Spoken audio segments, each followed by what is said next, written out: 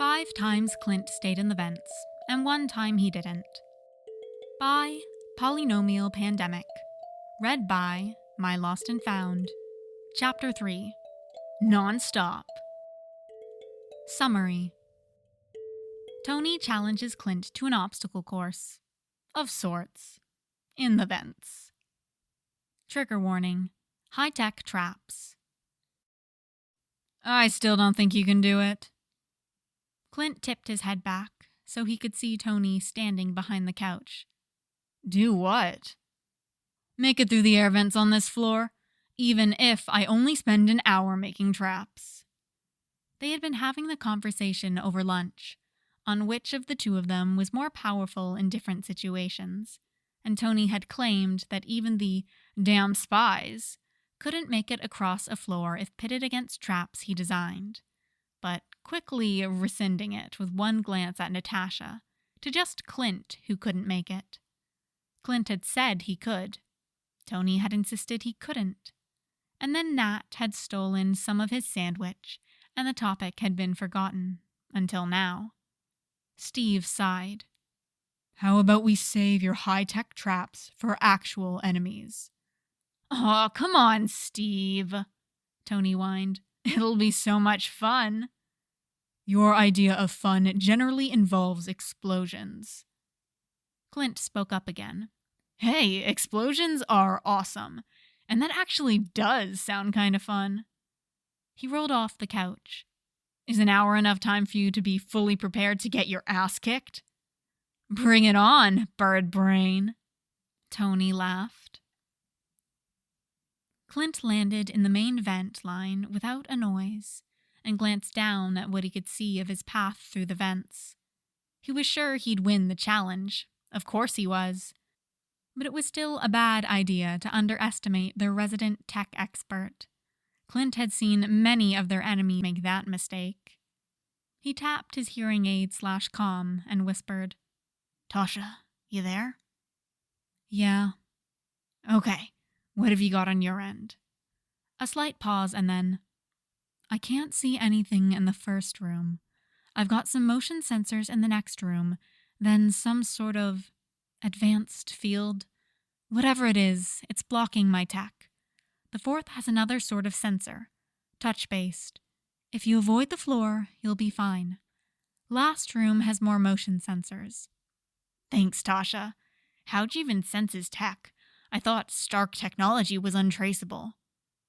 You forget he's also given us Stark technology. True. Clint moved forward carefully, keeping his weight low to the vent flooring, and his eyes peeled for any anomalies. And about halfway through the room, he found one. The vents had been scrubbed. Not like the usual Roomba-type vent cleaning robot that had been through, but like they were new, freshly made.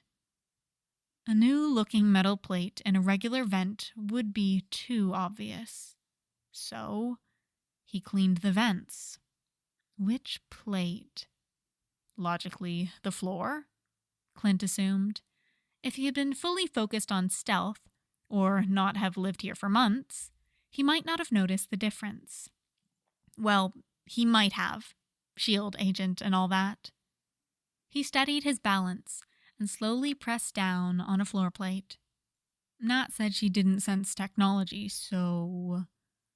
The panel held, and he moved on to the next. After a slight pressure on his part, not only the sheet of metal flooring fell out of the vent, but an entire section of the venting, walls, and ceiling included. He hopped over the gap and continued to the next room. Motion sensors in this one, apparently. I just hope it's not a wall of water. That would suck. Where are the sensors located? On either side of the vent near the bottom, probably attached to a pressure plate. That sounded right. Clint checked the floor panels, then the ceiling, and then... The walls had little pinprick holes in them, about 20 for each side. Darts? Or, deadly heat-seeking missiles? It is Tony. Probably darts. Inching closer, He pulled a heavy ball bearing out of a hidden pocket and rolled it towards the plate. As soon as it rolled onto the tile in question, tiny wisps of cloud appeared at the entrances of the holes. Shit! Clint surged forward, rolling over the pressure plate into the next room. Which was this one. Second room was the field of electricity that their technology couldn't penetrate. Glancing back at the gas, which had enveloped the pressure plate area quickly, but was traveling towards him slightly slower, he pulled out a normal ball bearing and rolled it across the floor.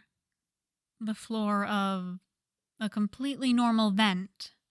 Even he couldn't see any difference between it and any other vent. And he was Hawkeye. Did it hide spikes? Walls? He scanned again. Normal-looking walls, roof. The ball bearing was gone. He rolled another. By the time it reached the fourth floor panel, it rolled right into the metal. Clint moved forward and poked an arrow through the place it had disappeared. The panel was missing, and the next one, and maybe the next after that. His arrow wasn't long enough to reach. Hey, Tasha, where exactly does the interference start? About 8 feet in. And how far does it stretch after that? He queried. 14 feet. You're a lifesaver, Romanov. Shut up and prove Stark wrong. I've got money on this. He grinned. Aw, you bet on me? You do love me. He could practically hear her eye roll through the comms. Finish the damn mission, Barton. 14 feet, so that's 7 panels. He turned sideways in the vents, braced his back and feet against the wall, and slid out over the gap, pushing out in both directions to keep himself up while he scooted along. 1, 2... Who's holding the betting pool? Nat serenely responded. I am. 3... They let the super spy hold the money. Honestly.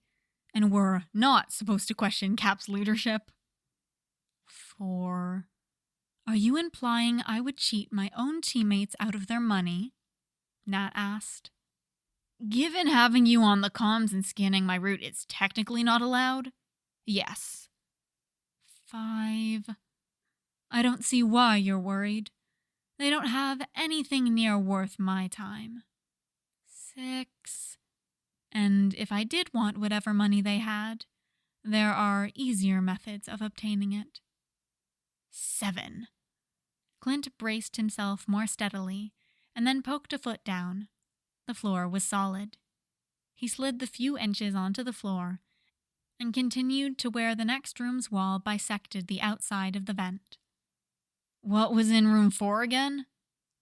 Pressure plating, she responded. About 10 feet in. He reached the panel before it and examined the section of venting. Like before, he couldn't actually tell that it was a pressure plate, but his eyes caught the middle, paper-thin cracks going up the walls of the venting in a much too regular pattern. What with the lines on the walls, I can't avoid it, so... He pulled back and tossed a container of extra arrowheads. Non-explosive arrowheads. He wasn't a complete idiot. As soon as the canister touched the floor panel, it slid to the side with lightning speed, revealing a mesh of thick, reinforced cables.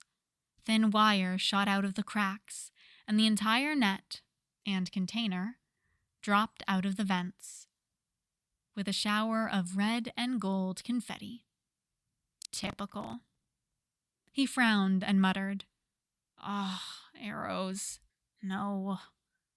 He could hear the exasperated smirk in his partner's voice when she said, Do you honestly need to say that every time this happens to something you like? Yes. Yes, I do. I'm not picking anything up in this room. You're on your own, Hawkeye.